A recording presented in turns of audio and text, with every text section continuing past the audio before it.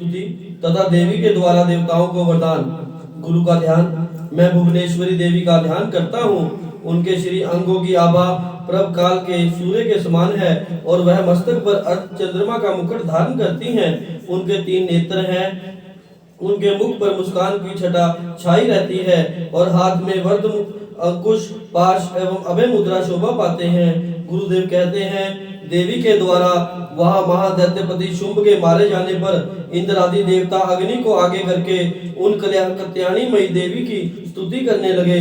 उस समय अभीष्ट की प्राप्ति होने से उनके मुख कमल दमक उठे थे और उनके प्रकाश से दिशाएं भी जगमगा उठी थी। देवता बोले, शरणागत की पीड़ा दूर करने वाली देवी, हम पर प्रसन्न हो जाओ। संपूर्ण जगत की माता तुम्ही हो, विश्वेरी विश्व की रक्षा करो। देवी तुम्ही चराचर जगत की अधीश्वरी हो। तुम ही इस जगत का एकमात्र उद्धार हो, क्योंकि पृथ्वी भी तुम्हारी ही स्थिति है। देवी तुम्हारा पराक्रम उल्लंघनीय है। तुम ही जल रूप में स्थित होकर संपूर्ण जगत को तृप्त करती हो। तुम अत्यंत बल संपन्न वैष्णवी शक्ति हो। इस विश्व की कारणभूता परामाया देवी, तुमने ही इस समस्त जगत को मोहित कर रखा है। तुम ही प्रसन्न होने पर इस पृथ्वी पर मोक्ष की प्राप्ति कराती हो। देवी संपूर्ण विद्याएं भी भिन्न भिन्न स्वरूप हैं। जगत में जितनी स्त्रियां हैं वह सब तुम्हारी ही मूर्तियां हैं। जगदम्बिका, एकमात्र तुमने ही विश्व को व्याप्त कर रखा है। तुम्हारी स्तुति क्या हो सकती है। तुम तो सत्वन करने योग्य पदार्थों से परे एवं पराविद्या हो। जब तुम सर्व स्वरूपा देवी स्वर्ग तथा मोक्ष प्रदान करने वाली हो, तब इस रूप में तुम्हारी स्थिति हो गई। तुम्हारी स्तुति के लिए इससे अच्छी उक्तियां और क्या हो सकती हैं। बुद्धि रूप से इस सब लोगों के हृदय में विराजमान रहने वाली तथा मोक्ष प्रदान करने वाली नारायणी, तुम्हें नमस्कार है। कला काष्ठा आदि रूप से कर्मश प्रणाम अवस्था परिवर्तन की ओर ले जाने वाली तथा विश्व का उपसंहार करने में समर्थ नारायणी, तुम्हें नमस्कार है। तुम सब प्रकार का मंगल प्रदान करने वाली मंगलमयी हो। कल्याणदायिनी शिवा हो। सब पुरुषार्थों से को सिद्ध करने वाली शरणागत वत्सला, 3 नेत्रों वाली एवं गौरी हो। तुम्हें हमारा नमस्कार है। शरण में आए हुए दीनों एवं पीड़ितों की रक्षा में संलग्न रहने वाली तथा सबकी पीड़ा दूर करने वाली देवी, तुम्हें नमस्कार है। तुम सृष्टि पालन करने वाली, तुम्हें नमस्कार है। तुम संहार की शक्ति भूता सनातनी देवी, गुणों का आधार तथा सर्व गुणमयी हो। नारायणी, तुम ब्रह्माणी का रूप धारण करके हंसों से जुटे हुए विमान पर बैठती हो तथा कुछ मिश्रित जल छिड़कती रहती हो। तुम्हें हमारा नमस्कार है। महेश्वरी रूप से त्रिशूल, चंद्रमा एवं सर्प को धारण करने वाली तथा महान ऋषभ की पीठ पर बैठने वाली नारायणी, तुम्हें हमारा नमस्कार है। मोरों और मूर्खों से घिरी रहने वाली तथा महाशक्ति धारण करने वाली कुमारी रूप धारणी निष्पापे नारायणी, तुम्हें हमारा नमस्कार है। अस्त्र शस्त्रों को धारण करने वाली वैष्णवी शक्ति तथा नारायणी, तुम हम पर प्रसन्न हो जाओ। तुम्हें हमारा नमस्कार है। हाथों में महाचक्र लिए और दारों पर धरती को उठाए हुए वाराही रूप धारणी कल्याणमयी नारायणी, तुम्हें हमारा नमस्कार है।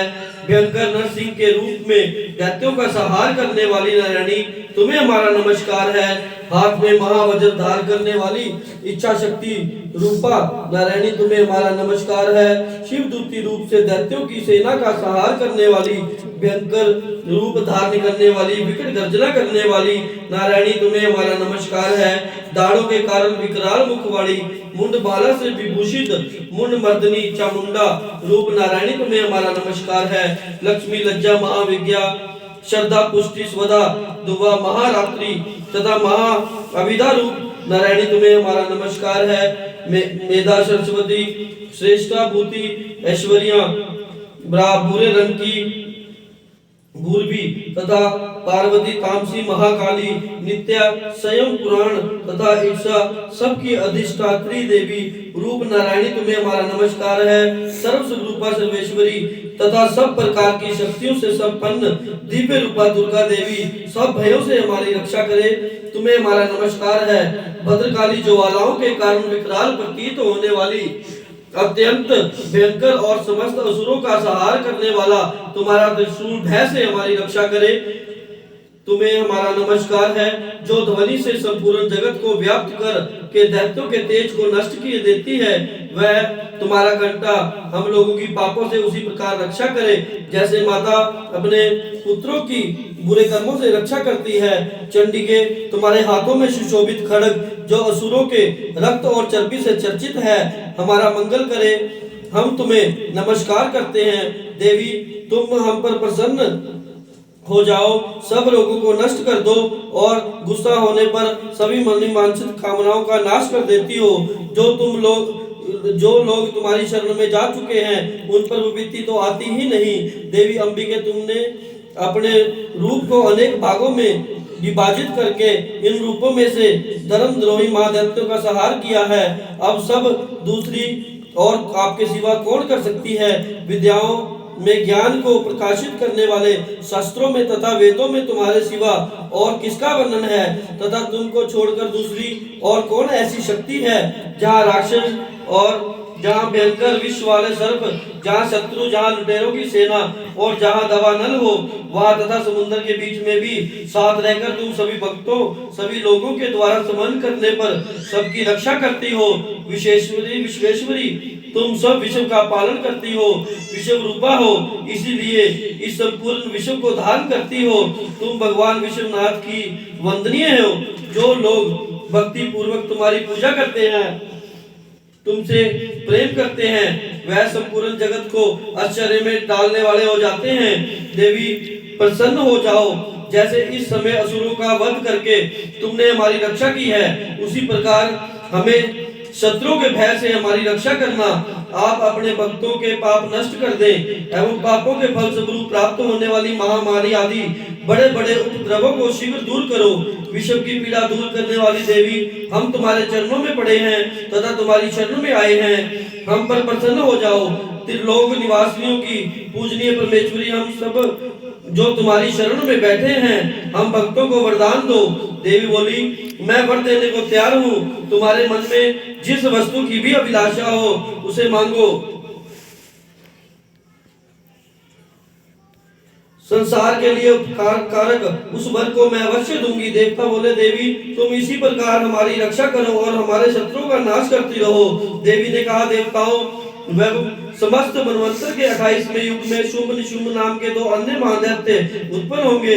तब मैं नंद गोप के घर में उनकी पत्नी यशोदा के गर्भ से अवतार ले विंध्याचल में जाकर रहूंगी और उक्त दोनों असुरों का नाश करूंगी। फिर अत्यंत भयंकर रूप में मैं अवतार लेकर विपरिचित नाम वाले दानवों का वध करूंगी। उन भयंकर महादैत्यों का भक्षण करते समय मेरे दांत अनार के फूल की भांति लाल हो जाएंगे। तब स्वर्ग में देवता और मृत्यु लोक में मनुष्य सदा मेरी स्तुति करते हुए मुझे रक्त दंतिका कहेंगे।